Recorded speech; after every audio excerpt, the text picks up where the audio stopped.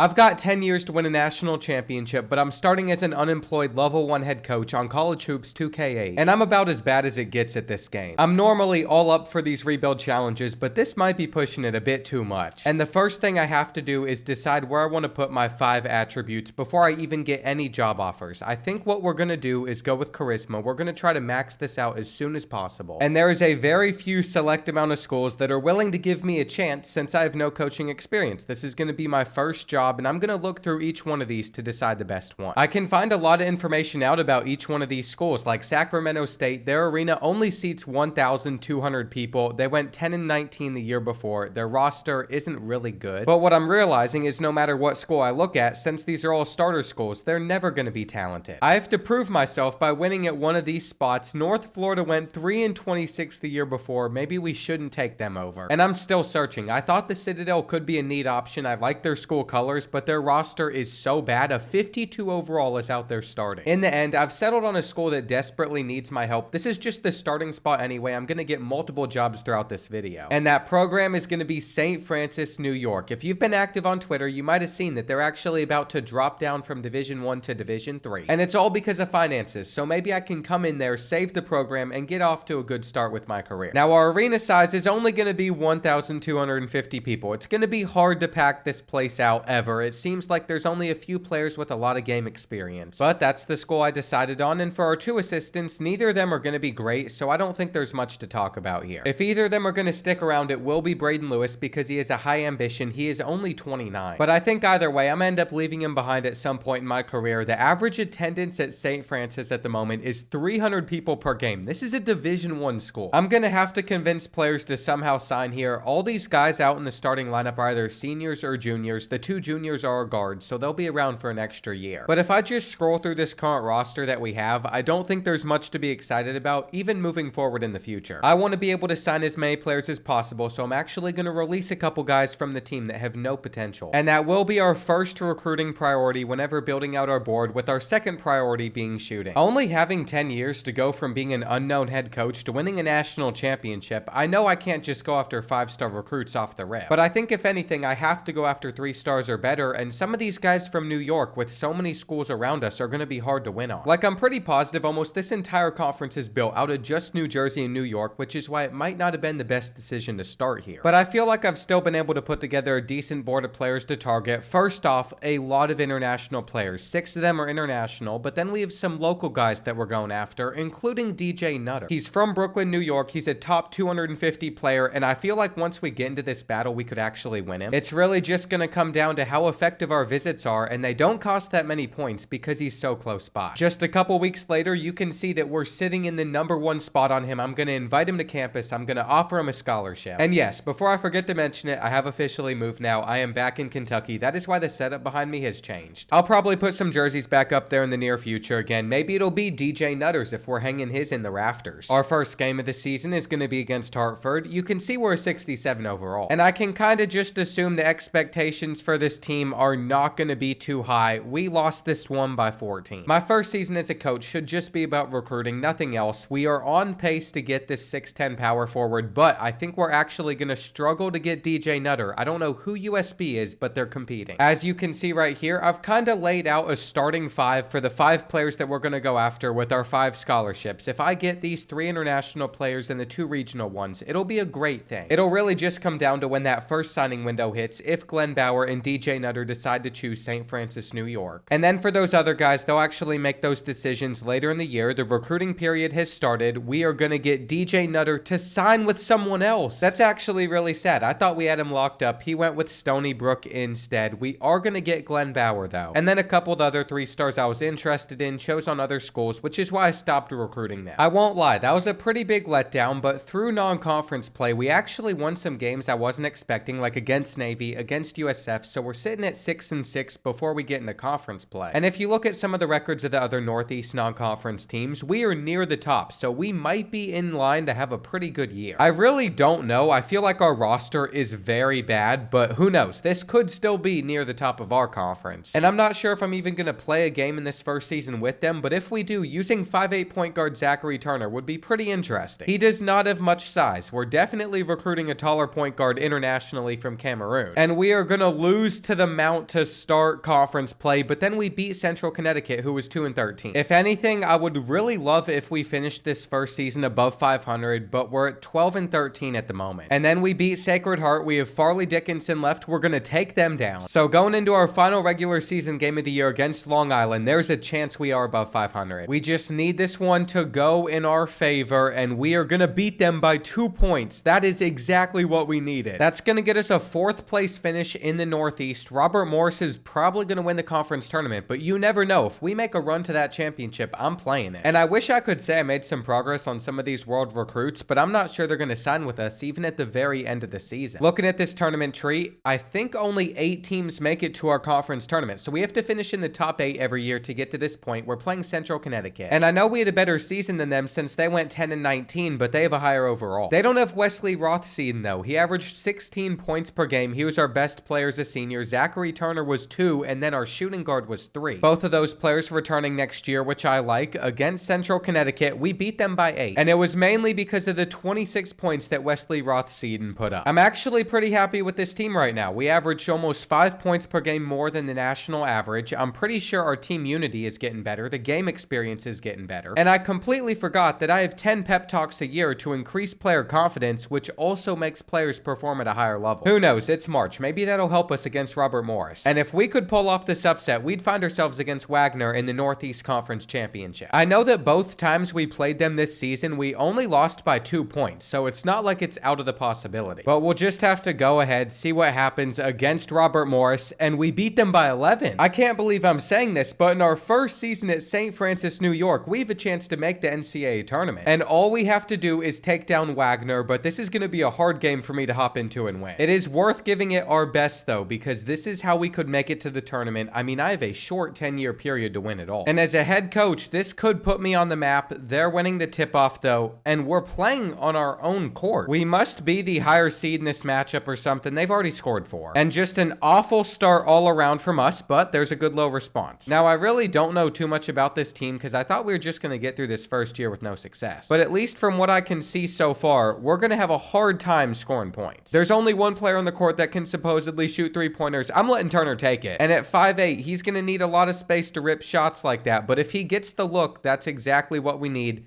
Feeding it down low now. We see our leading scorer, and that could have given us the lead. It's okay, though. There's still a lot of time in this one. That guy thought he was Kobe. You're playing at Wagner. And we have it back in the hands of Turner. I didn't mean to just shoot this here, but it goes in. The right stick on this 2K is still the shot meter. It has nothing to do with dribbling. I thought it did. But that worked out for us. We've gone for a pick and roll, and this was a great take to the hoop. If anybody is having himself a game right now, it is Zachary Turner. We find Halcombe in the corner, and he had enough time to set up. We ended up having almost a perfect ending to the first half. And I think a lot of what I do is going to be continuing to go for those pick and rolls. We're going to go hard to the basket. That didn't really work for us, though. They drew a foul on the other end. And it's taken almost no time for Wagner to have a chance to take the lead. All they have to do is hit this shot. That happened extremely fast for us, though. We have the size advantage there. And Santos would tie things up with a free throw. We could take the lead, but he missed his second. I always feel the pressure of hanging on the leads to where I feel like I just choked them. But what do I do there? We should have gotten the rebound. Sometimes it's just not meant to be. Though, look at this. Strong takes to the hoop. We needed that right there. It's why I always want to make sure we're recruiting solid big men. But our defense has looked pretty rough recently, and Santos keeps on getting buckets down low. If it wasn't for him in the last couple of minutes, we wouldn't even be in this game. But here's the thing. As much as we've had success scoring, they have too. At some point, I feel like we're not going to be able to respond. But we keep on finding ways to pull it out, and we just got a steal, which means we could take the lead right here, though that might not have been the look. I thought the refs would at least give us a foul call or something. They just weren't feeling as generous there. 13 seconds left now. It seems like they're going to go for one of the final shots. Lockdown defense now. Come on.